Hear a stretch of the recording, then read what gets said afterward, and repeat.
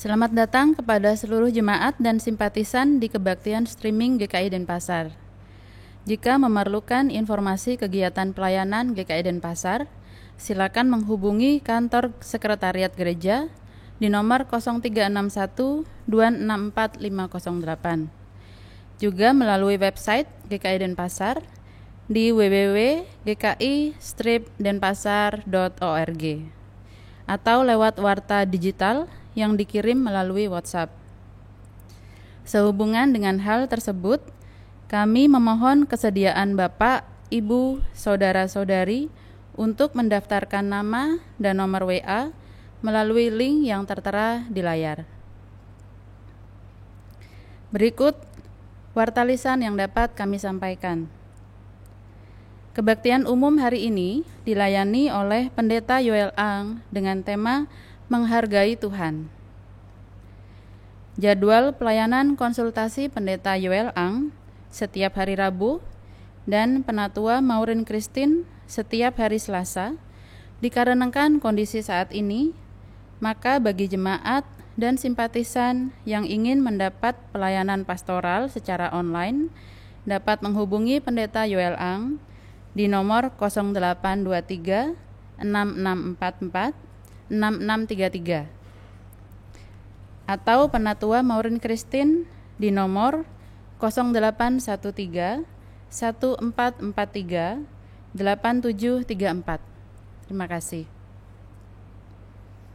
Bagi jemaat yang hendak memberikan persembahan, dapat dilakukan dengan cara memasukkan ke kotak persembahan di Sekretariat Gereja atau transfer ke rekening GKI Denpasar, atau jika menggunakan kris bisa melalui OVO, GoPay, atau Dana. Gerakan Kemanusiaan GKI Denpasar tanggap COVID-19 masih terus melakukan kegiatan berbagi kasih. Bagi jemaat dan simpatisan yang ingin berpartisipasi membantu ataupun yang membutuhkan bantuan, dapat menghubungi Majelis Bidang Kespel dengan Penatua Dapa Dokubani atau Penatua Niwayan Sudiani di nomor yang tertera di layar. Tuhan memberkati. Terima kasih kami ucapkan kepada saudara yang telah turut serta dalam kebaktian streaming GKI Denpasar. Selamat beribadah.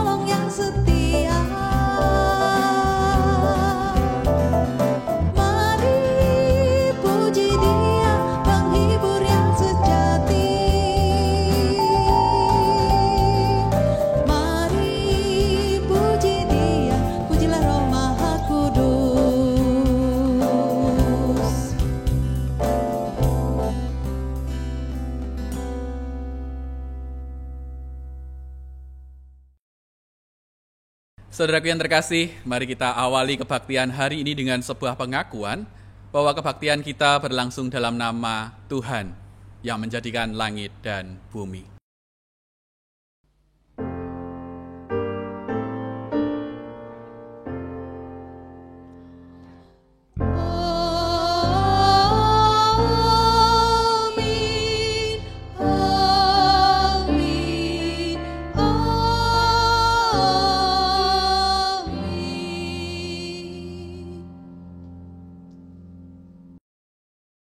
Kasih karunia dan damai sejahtera dari Allah Bapa kita dan dari Tuhan Yesus Kristus menyertai saudara sekalian.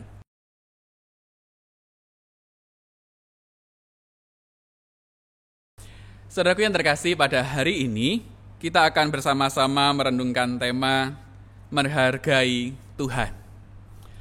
Saudara, tema ini bukan berarti Tuhan itu minta dan butuh penghormatan dari saudara.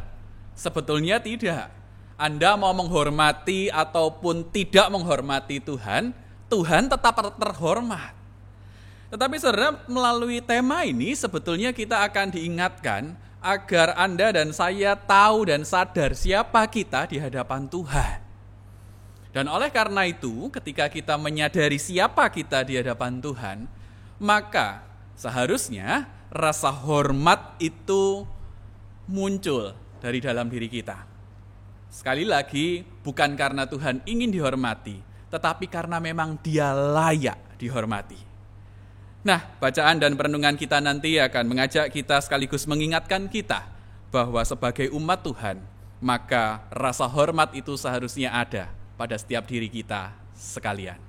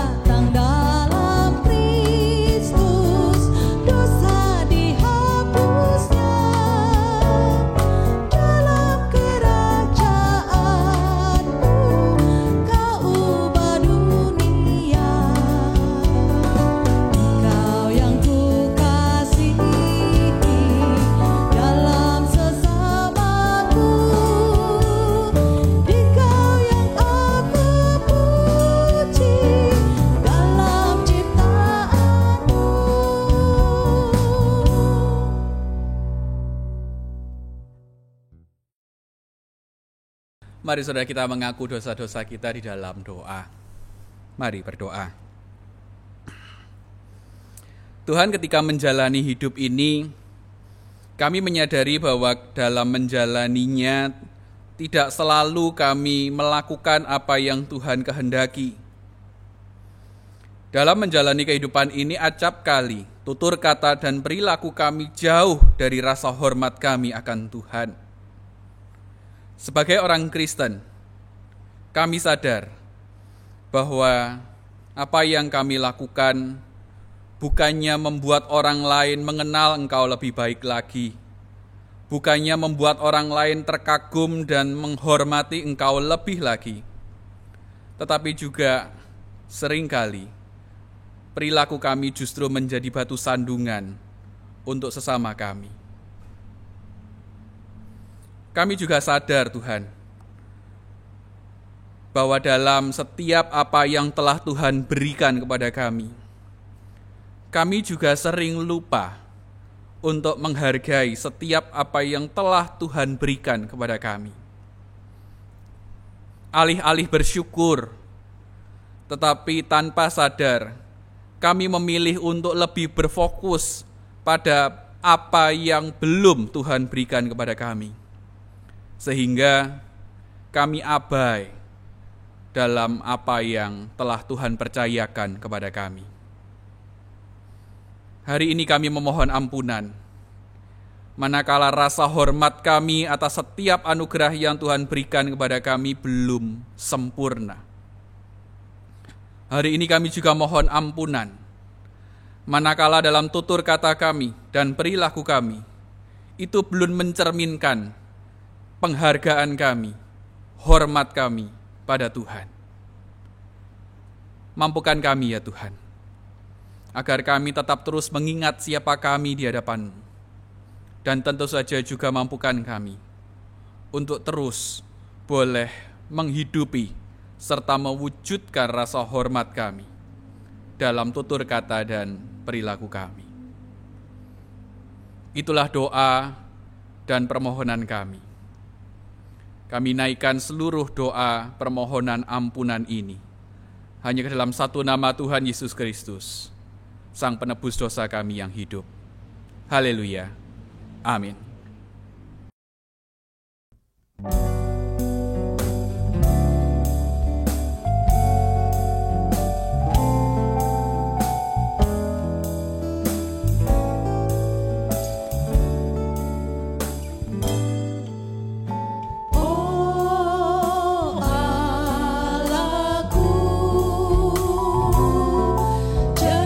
Jagunglah diriku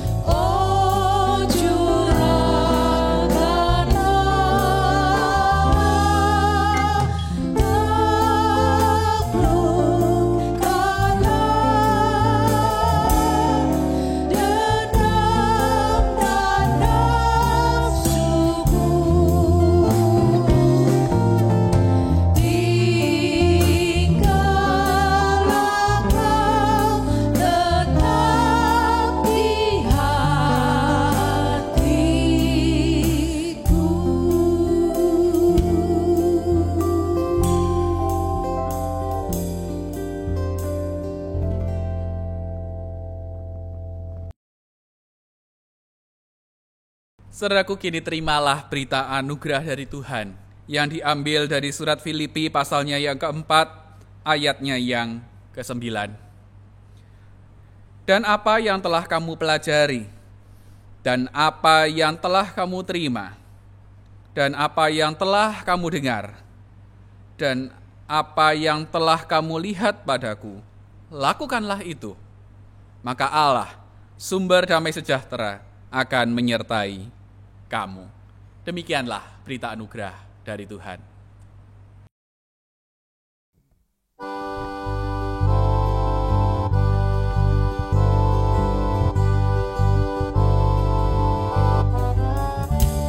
Di dunia yang penuh cemas antara sesamamu, hiduplah saleh dan benar, nyatakan Yesus dalammu, nyatakan Yesus dalammu, nyatakan Yesus dalammu.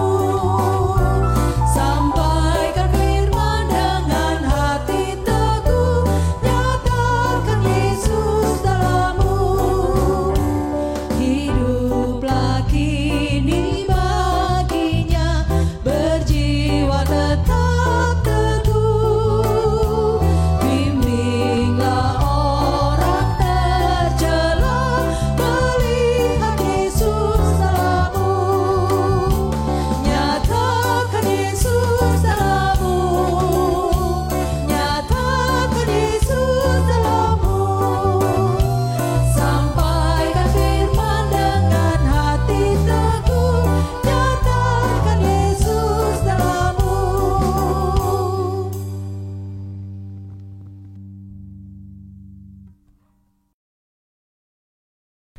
Sebelum kita membaca dan merenung firman, mari berdoa.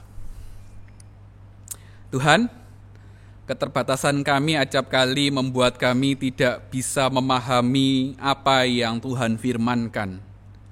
Oleh karena itu, biarlah Roh Kudus, Engkau yang memampukan kami, untuk kami boleh memahami apa yang Engkau kehendaki melalui firman yang sebentar akan kami baca. Dan biarlah melalui perenungan kami hari ini, kami juga boleh kembali diingatkan akan rasa hormat kami kepada Tuhan. Di dalam nama Tuhan Yesus Kristus kami menyerahkan pelayanan firman ini. Haleluya. Amin.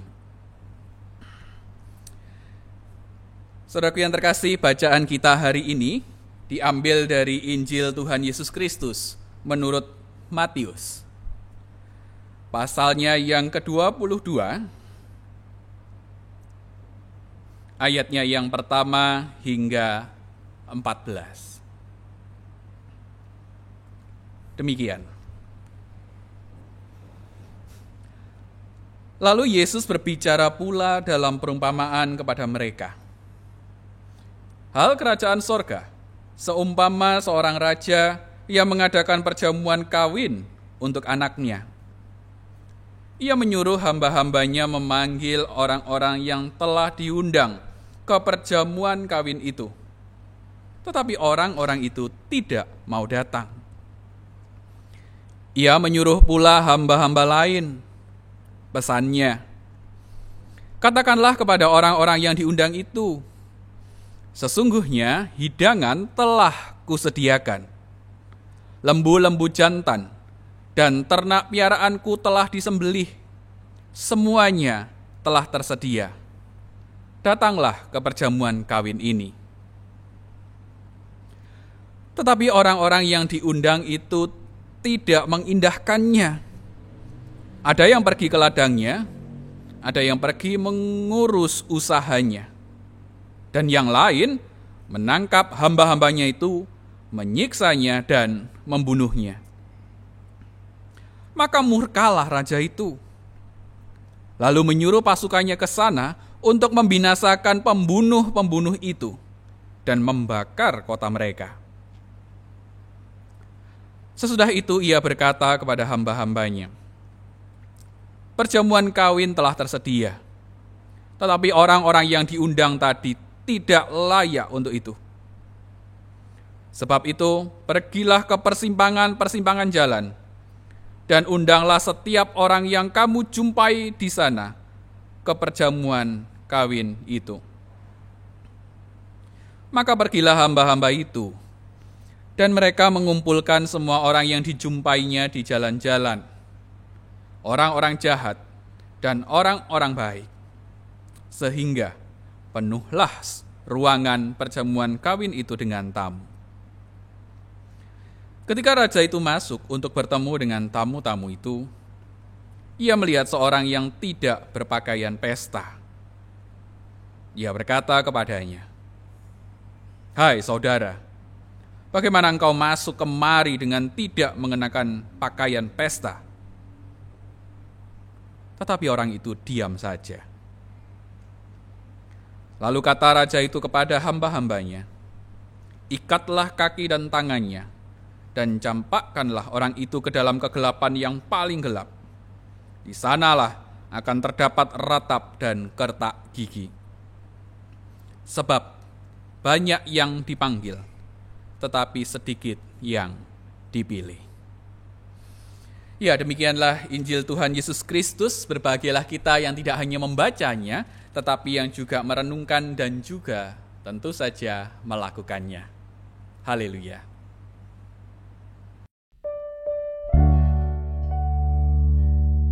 Haleluya, haleluya, haleluya.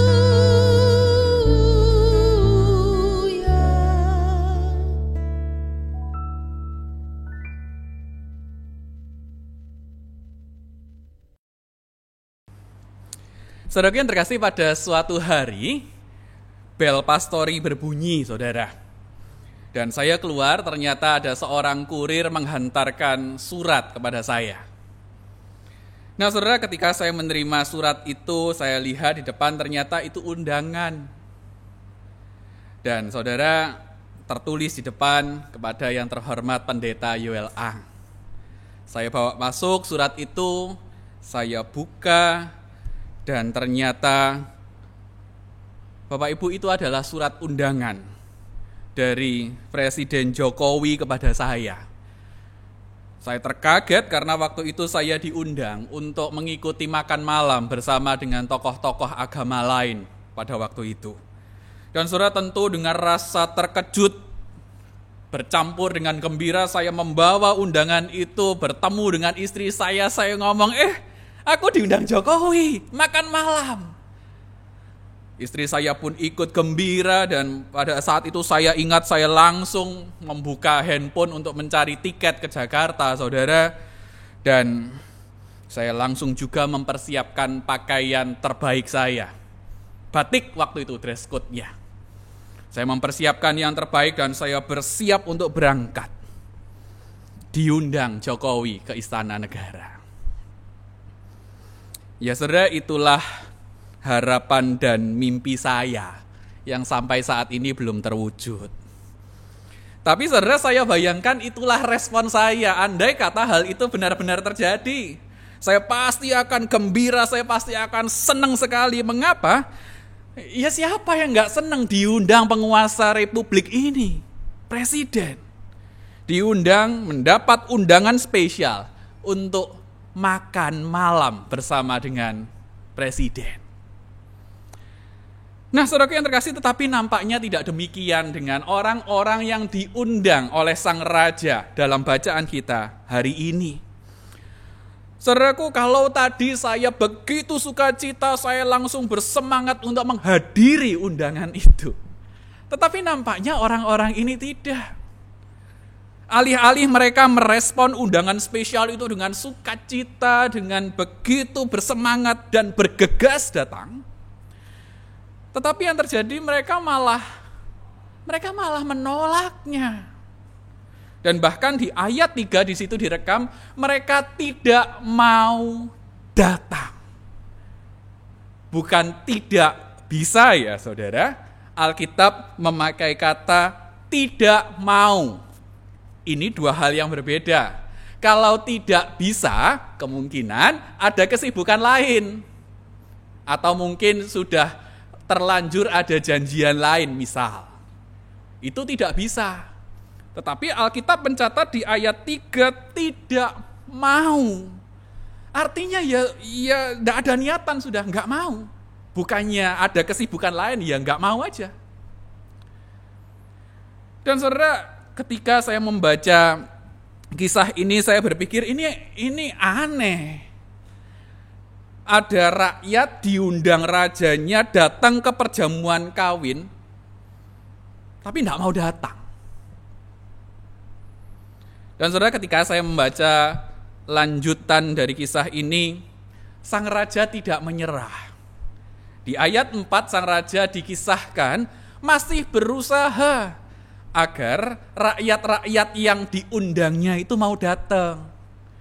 Di ayat 4 direkam bahwa sang raja ini kembali mengutus hamba-hambanya untuk kembali mengundang orang-orang itu tadi. Sembari kali ini para hamba diberi pesan, tolong sampaikan kepada para undangan itu informasi tambahan, itu bahasa saya ya, bahwa telah tersedia jamuan makan dengan menu spesial. Itu di ayat 4. Menu spesial macam apa? Setelah di ayat 4 disebutkan di situ ada menu daging lembu jantan.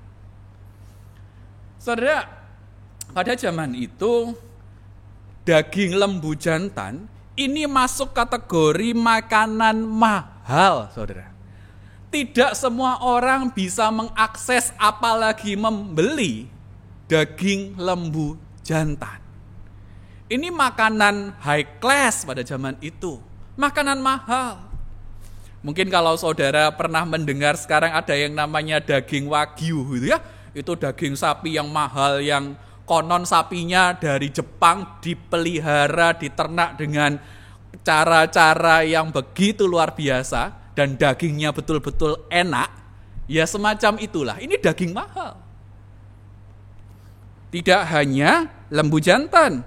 Di ayat 4 juga diberikan keterangan, di situ juga ada menu daging dari, nah ini tidak sembarangan saudara, ternak peliharaan sang raja. Jadi saudara, ini pasti daging yang berkualitas tinggi. Kenapa? Ini daging dari ternak yang dipelihara oleh sang raja itu sendiri, tidak beli di toko sembarangan, tidak beli di pasar sembarangan. Ini daging spesial dari ternaknya raja. Dan saudara, Anda pasti terbayang lah ya, kalau raja punya peternakan, ya pasti perawatannya pasti nomor 1 dong. Ini kualitas terbaik. Saya bayangkan apa motivasi sang raja menyampaikan informasi ini. Sederhana saudara, sang raja itu berharap dengan informasi ini, orang-orang yang diundang tersebut sadar bahwa mereka diperlakukan dengan spesial oleh sang raja. Dikasih menu spesial nih loh, dikasih menu mahal, dikasih menu terbaik. Ini bukan pesta sembarang pesta, seakan-akan raja ingin menginformasikan itu kepada orang-orang yang diundangnya. Raja juga ingin menyampaikan bahwa mereka diundang sebagai tamu-tamu kehormatan sang raja. Jadi, ayo datang, hadirlah. Aku sudah siapkan semua. Lihat, ada kata semua itu, saudara, di ayat 4. Di ayat 8. Perjamuan kawin telah tersedia. Dan saudara, ketika kita mencoba untuk membayangkan ini, lihat betapa baik sang raja. Tetapi apa yang terjadi? Seperti yang Anda baca. Orang-orang tersebut, rakyat-rakyat yang diundang spesial oleh sang raja itu, mereka tetap tidak mengindahkan undangan itu. Dan bahkan Alkitab merekam ada undangan-undangan yang sampai-sampainya menangkap, menyiksa, dan membunuh hamba-hamba utusan sang raja. Saudara, ini keterlaluan. Mereka bukan hanya menolak lagi, tetapi utusannya nih loh, utusan yang bawa undangan ini, kurir kerajaan, saya bayangkan begitu. Itu dibunuh, saudara. Saudara, kalau mungkin Anda penggemar film kolosal zaman dulu, era-era kerajaan, ketika seorang raja atau kerajaan tertentu mengirimkan kurir pembawa pesan, utusan kepada kerajaan lain, dan itu dibunuh, itu nantang perang, saudara. Itu kurang ajar. Dan saudara, itulah yang dilakukan para tamu undangan ini.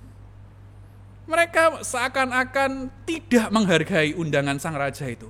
Dan bahkan dengan membunuh utusannya, mereka melecehkan, mereka menghinakan sang empunya acara.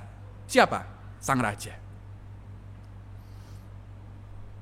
Dan singkat cerita, akhirnya sang raja yang semula ini sabar gitu ya, masih ngundang lagi kali kedua, tapi kali ini sang raja murka. Dan ayat 7 merekam, sang raja ini akhirnya memerintahkan pasukannya untuk membinasakan para pembunuh utusannya ini dan membakar kota mereka. Loh, kok bisa? Ya bisa, raja kok. Dan saudaraku yang terkasih, dari kisah ini kita dapat melihat bahwa nampaknya para undangan itu lupa status mereka itu siapa. Mereka lupa bahwa mereka itu rakyat biasa. Lah ya masa iya rakyat biasa diundang raja, nolak. Ini aja sudah keterlaluan, bukan? Nggak tahu diri. Dan saudara, yang perlu kita ingat, latar belakang perumpamaan ini bukan zaman era demokrasi ya, tetapi ini zaman kerajaan. Kalau raja mengundang rakyat, hukumnya ya rakyat seharusnya datang, saudara. Seharusnya begitu. Tetapi di sini jelas bahwa mereka menolak undangan sang raja, dan itu berarti meremehkan pihak yang mengundang. Pakai ditambah membunuh utusannya pula. Ini bentuk penghinaan. Oleh karena itu, sang raja akhirnya memutuskan bahwa karena mereka tidak menghargai dan menghormati undangan sang raja, mereka tidak berhak hidup di kerajaan itu. Dan akhirnya berakhir dengan kematian. Itu episode 1, babak 1. Saudara, kisah ini ada babak 2-nya supaya kita paham mencernanya. Kalau yang babak 1 tadi ada rakyat diundang nolak, begitu. Di babak 2 ini akhirnya setelah undangan-undangan yang terpilih ini nolak, akhirnya raja mengambil sebuah kebijakan. Dia itu mengutus kembali hambanya untuk keluar ke perempatan jalan untuk mengundang orang-orang yang ada di situ. Dah, undang semua. Yang mau silahkan datang. Tanpa kecuali, sang raja mengundang orang-orang yang sebetulnya semula tidak diundangnya. Dan Alkitab mencatat penuhlah ruangan itu dengan orang-orang tadi, saudara. Mereka datang menyambut undangan pesta itu.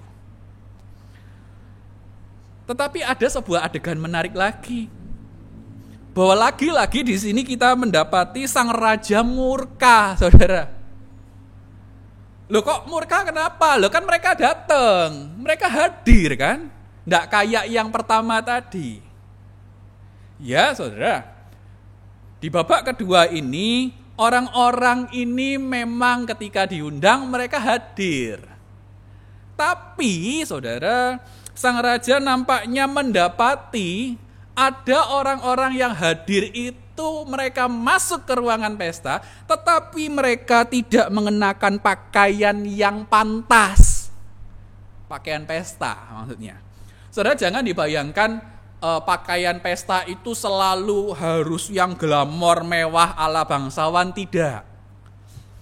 Para penafsir lebih tepat dihayatinya bahwa memang nampaknya sang raja ini melihat ada tamu-tamu yang datang ke pestanya, pesta kerajaan loh saudara.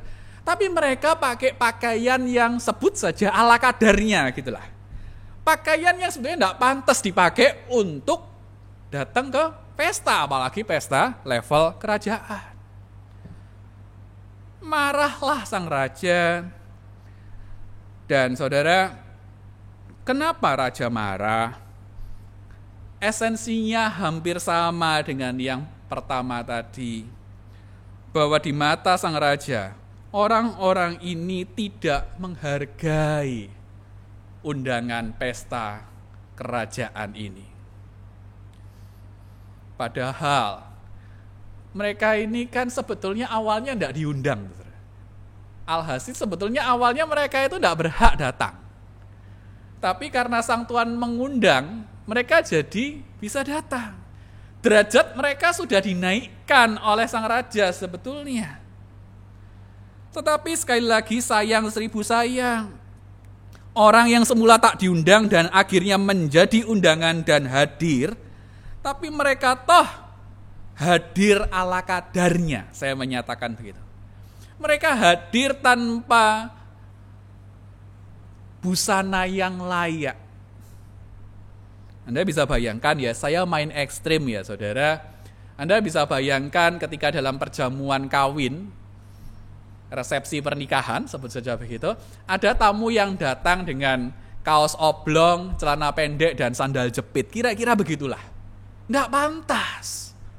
Dan ketika itu terjadi, maknanya apa? Bahwa dia nggak menghargai tuan rumah. Dia tidak menghormati sang empunya acara, pakai pakaian ala kadarnya. Dan akhirnya sekali lagi sang raja itu membuat sebuah keputusan yang buat saya agak mengerikan, saudara. Kalau yang tadi pertama mengutus pasukan untuk membunuh dan membakar kota para undangan, yang kedua ini disuruh di ayat 13, ikatlah kaki dan tangannya dan campakkanlah orang itu ke dalam kegelapan yang paling gelap. Dihukum. Nah, saudaraku yang terkasih, melalui dua kisah ini, ada satu hal yang membuat dua kisah ini sama. Bahwa ternyata para undangan di dua kisah ini sama-sama tidak punya rasa hormat kepada sang raja. Memang yang kedua lebih baik, mereka masih menyempatkan hadir kan gitu ya. Yang pertama ini memang keterlaluan, tetapi toh keduanya sama-sama tidak punya rasa penghargaan, tidak punya rasa hormat kepada tuannya atau kepada sang raja. Nah, saudara, tema kita hari ini kan menghargai Tuhan. Pertanyaan sederhana, saudara. Ketika kita hidup dan mengaku diri sebagai orang Kristen, ketika kita menyapa Yesus itu sebagai Tuhan, dan Tuhan itu kan identik artinya dengan Tuan. Kalau kita memanggil Yesus itu Tuan, artinya kita memposisikan diri jadi hamba. Pertanyaannya, hai saudara para hamba-hamba Tuhan. Kan bukan hanya saya hamba Tuhan, Anda juga. Sudahkah Anda punya sikap yang menghargai dan menghormati Tuhan Anda?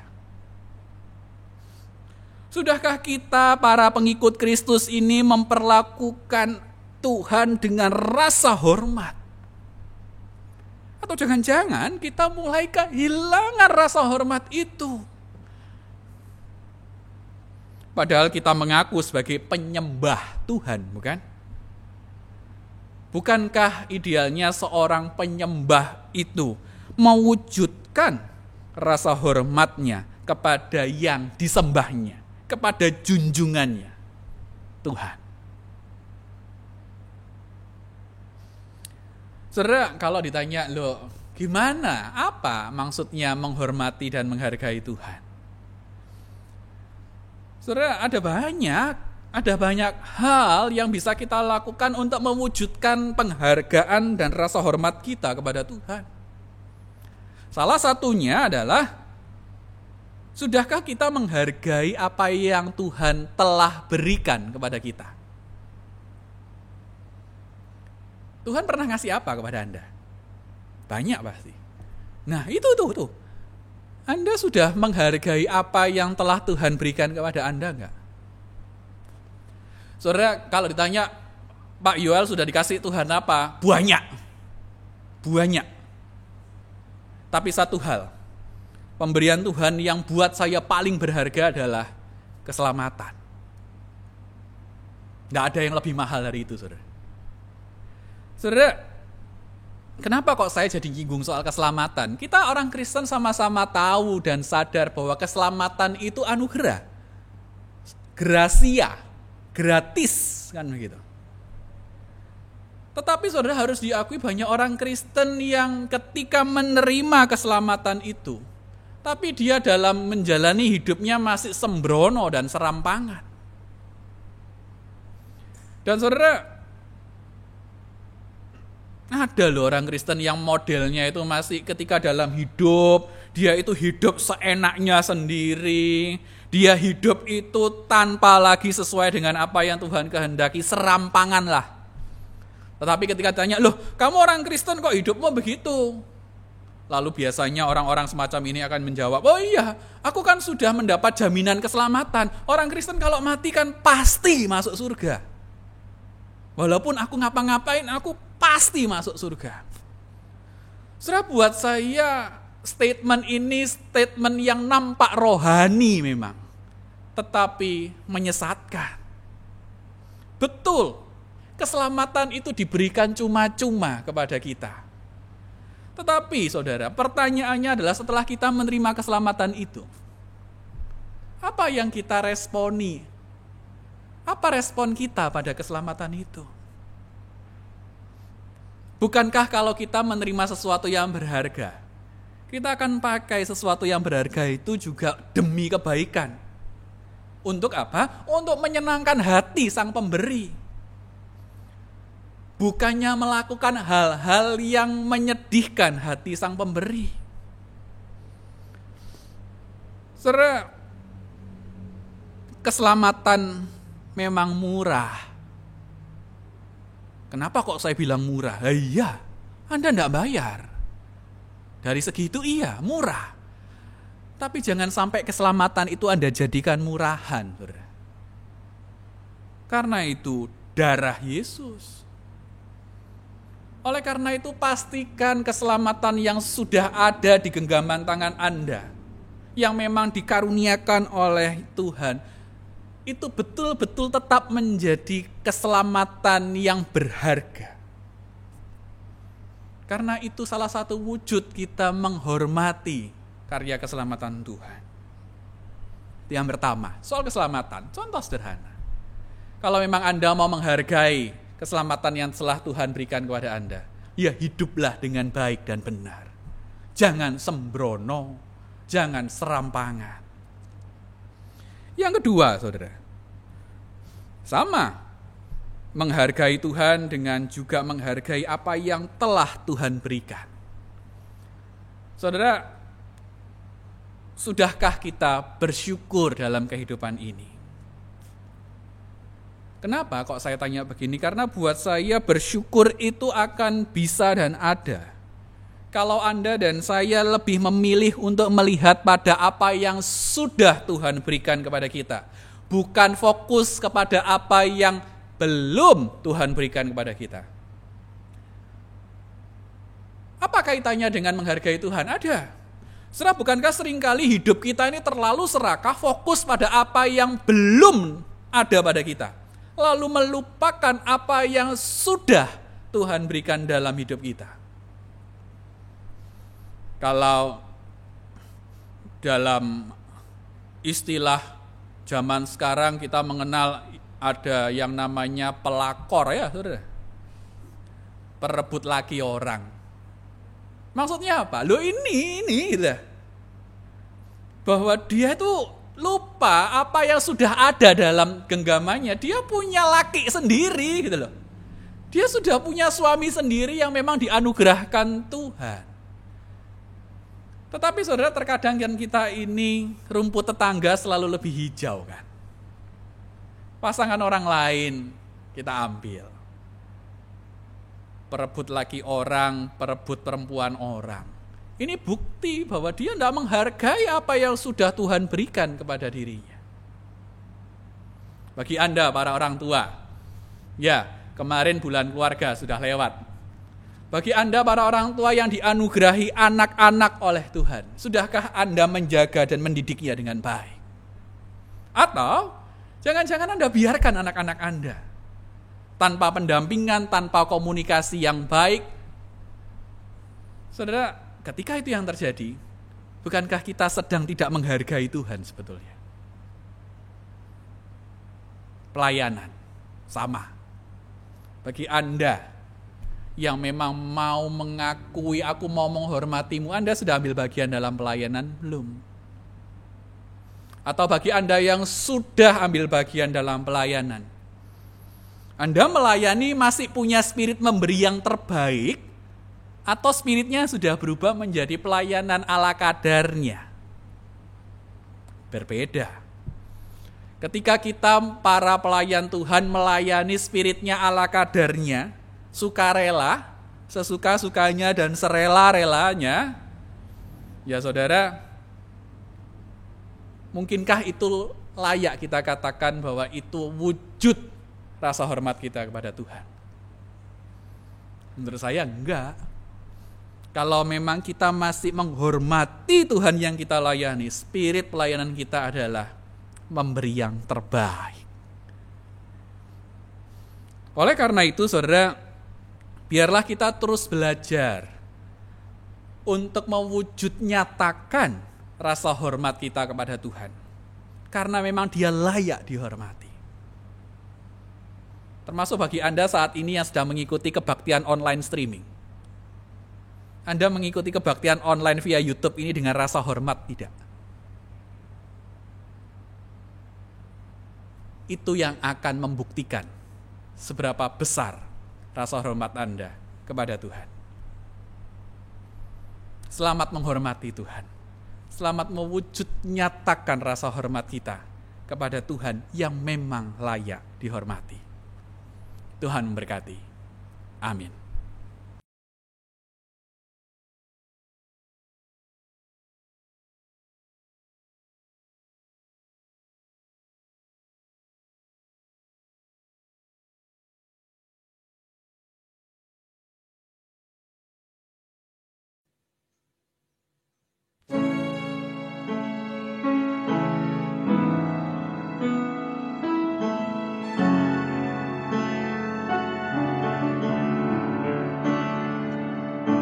Anugerah-Mu kepadaku tak pernah berubah. Kekuatan-Mu terlukiskan di dalam hatiku. Tercelaku denganmu, ku kagum padamu. Ada hal di hidupku tak luput darimu. Kau indah, kau mulia, tiada sepertimu. Ku ingin hidupku menyenangkan-Mu.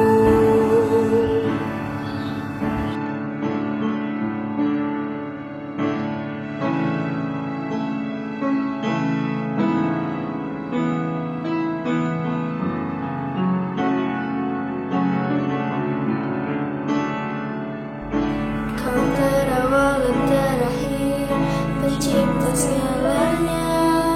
Seluruh bentang bersinar oleh ucapan-Mu.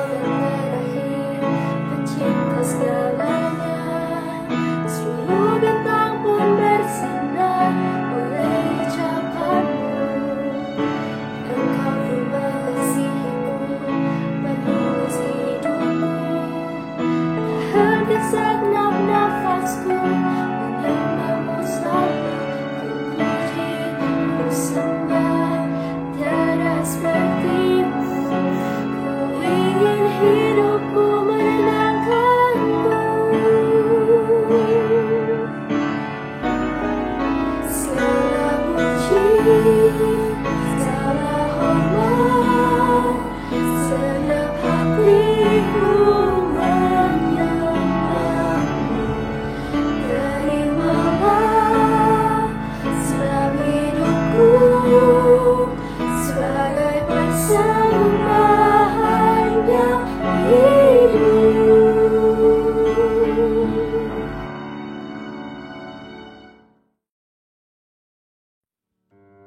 Saudaraku yang terkasih, pada hari ini kita juga akan melayankan pengangkatan Badan Pemeriksa Harta Milik Jemaat.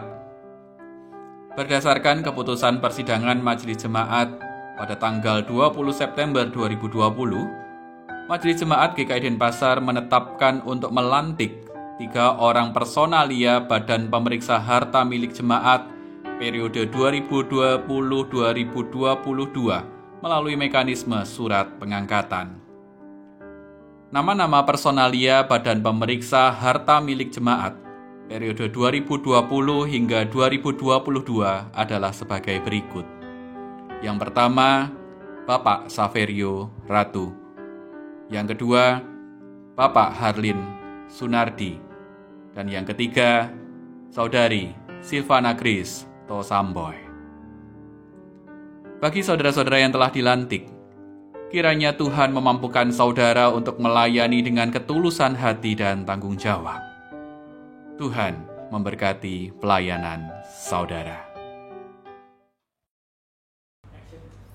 Marilah bersama dengan umat Allah di masa lalu, masa kini, dan masa depan mengingat pengakuan iman kita menurut pengakuan iman rasuli. Aku percaya kepada Allah, Bapa yang Maha Kuasa, Khalik langit dan bumi, dan kepada Yesus Kristus, anaknya yang tunggal Tuhan kita, yang dikandung daripada Roh Kudus, lahir dari anak darah Maria, yang menderita sengsara di bawah pemerintahan Pontius Pilatus, disalibkan, mati, dan dikuburkan, turun ke dalam kerajaan maut. Pada hari yang ketiga, bangkit pula dari antara orang mati, naik ke surga, duduk di sebelah kanan Allah, Bapa yang Maha Kuasa. Dan dari sana ia akan datang untuk menghakimi orang yang hidup dan mati. Aku percaya kepada Roh Kudus, gereja yang kudus dan am, persekutuan orang kudus, pengampunan dosa, kebangkitan orang mati, dan hidup yang kekal. Mari kita berdoa. Bapa yang baik, terima kasih untuk kasih karunia dan penyertaan-Mu bagi kami anak-anak-Mu. Kami percaya Engkau selalu ada bersama kami di setiap langkah kehidupan kami. Pada saat ini kami ingin berdoa bagi bangsa dan negara kami, untuk pemerintahan pusat sampai daerah dalam mengambil langkah-langkah yang tepat untuk menangani pandemi virus COVID-19. Kiranya Tuhan terus sertai setiap apapun yang mereka lakukan, boleh menjadikan bangsa dan negara ini kami segera terbebas dari virus ini. Untuk tim medis, para gugus tugas, dan relawan yang terus melayani dan menangani pandemi ini, kiranya Tuhan topang mereka dalam menjalankan tugas dan beri mereka semua kesehatan agar terhindar dari virus ini ataupun penyakit lainnya. Untuk setiap ODP, PDP, dan yang positif yang sedang dalam perawatan, agar segera Engkau pulihkan. Untuk kebutuhan-kebutuhan APD dan seluruh kelengkapan medis yang diperlukan oleh rumah sakit. Kami juga berdoa untuk ilmuwan dan para peneliti yang sedang menyelidiki dan berupaya menciptakan obat dan vaksin antivirus untuk penangkal COVID-19. Agar mereka Tuhan jaga dan segala usaha boleh membuahkan hasil yang terbaik. Untuk gereja-gereja yang terlibat dalam mengambil bagian penanganan COVID-19, mampukan kiranya Tuhan kami anak-anak-Mu di tengah pergumulan kami sebagai gereja bisa menjadi perpanjangan tangan-Mu bagi sesama kami. Terkhusus juga kami berdoa untuk dampak dari COVID-19 yang kami rasakan, yaitu perekonomian global yang melemah dan banyak tenaga kerja yang terdampak dan kehilangan pekerjaan, penghasilan. Kami percaya Engkau melihat kesulitan-kesulitan yang terjadi. Kiranya Tuhan terus beracara serta mampukan kami dan setiap orang yang mengalaminya agar dapat melewati masa-masa ini dengan iman percaya. Untuk segala sesuatu ada waktunya dan Engkau tidak pernah meninggalkan kami anak-anak-Mu yang percaya kepadamu. Untuk anak-anak yang masih menempuh studi via online, agar para orang tua diberi kesabaran dalam mendampingi anak-anak mereka yang bersekolah dari rumah. Dan yang terkhusus bagi yang baru lulus SMA dan sedang mencari tempat kuliah ataupun beasiswa ke perguruan tinggi agar diberi kelancaran. Untuk jemaat yang sedang sakit dan masih dalam proses pemulihan, biarlah Engkau terus sertai mereka dan sembuhkan mereka. Untuk rencana relokasi gereja, Tuhan Engkau yang paling mengerti apa yang kami butuhkan dan perlukan. Kiranya Tuhan saja yang akan cukupkan melalui segala daya upaya yang dilakukan baik oleh tim relokasi dan seluruh jemaat GKI Denpasar. Dan untuk panitia pentabisan calon pendeta atas nama Maureen Christine yang sedang berproses, Tuhan, kiranya Tuhan juga yang akan campur tangan agar semua proses, baik itu penentuan waktu, pemilihan tempat, dan hal-hal penting lainnya, semua dapat berjalan lancar. Inilah doa syafaat kami ya Bapak, biarlah kehendak-Mu saja yang jadi dalam kehidupan kami. Hanya di dalam nama Tuhan Yesus Kristus, Juru Selamat kami berdoa dan mengucap syukur dengan mengucapkan doa yang diajarkan Tuhan Yesus kepada kami, yaitu doa Bapa kami. Bapa kami yang ada di surga, dikuduskanlah nama-Mu, datanglah kerajaan-Mu, jadilah kehendak-Mu di bumi seperti di surga. Berikanlah kami pada hari ini makanan kami yang secukupnya, dan ampunilah kami akan kesalahan kami, seperti kami juga mengampuni orang yang bersalah kepada kami. Dan janganlah membawa kami ke dalam pencobaan, tetapi lepaskanlah kami daripada yang jahat. Karena Engkau-lah yang mempunyai kerajaan dan kuasa dan kemuliaan sampai selama-lamanya. Amin. Mari kita senantiasa mengucap syukur atas kebaikan dan pemeliharaan Tuhan kepada kita, seperti yang dinyatakan dalam Keluaran 35 ayat 22. Maka datanglah mereka, baik laki-laki maupun perempuan, setiap orang yang terdorong hatinya dengan membawa anting-anting hidung, anting-anting telinga, cincin meterai, dan kerongsang, segala macam barang emas. Demikian juga setiap orang yang mempersembahkan persembahan unjukan dari emas bagi Tuhan.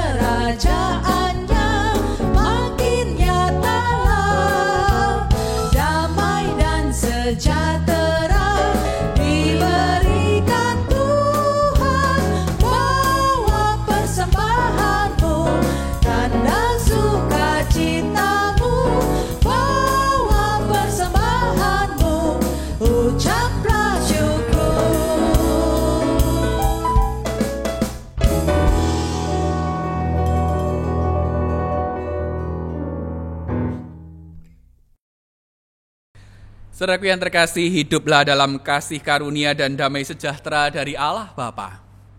Jadilah saksi Kristus bagi dunia, serta nyatakan karya Roh Kudus dalam kehidupanmu.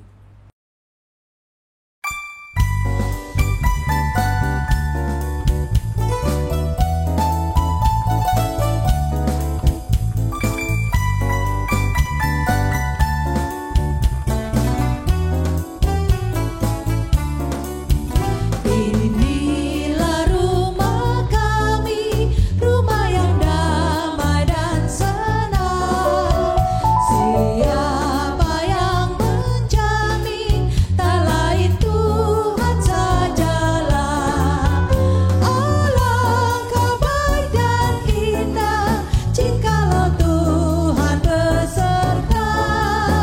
Sejahtera semua, sekeluarga bahagia. Betapalah mesranya ayah dan ibu contohnya. Semua anak-anak ikut teladan tindaknya. Alangkah baik dan indah jikalau Tuhan beserta. Sejahtera semua, sekeluarga bahagia.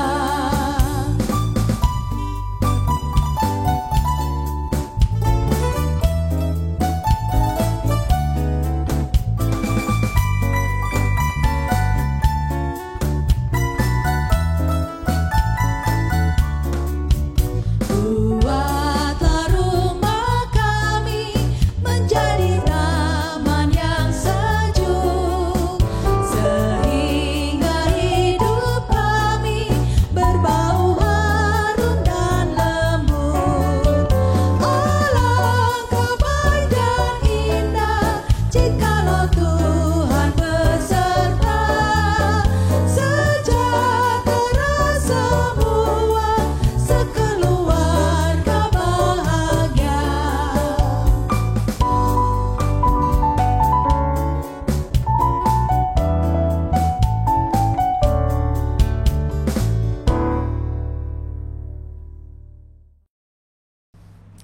Saudaraku, sekarang arahkanlah hatimu kepada Tuhan dan terimalah berkat-Nya.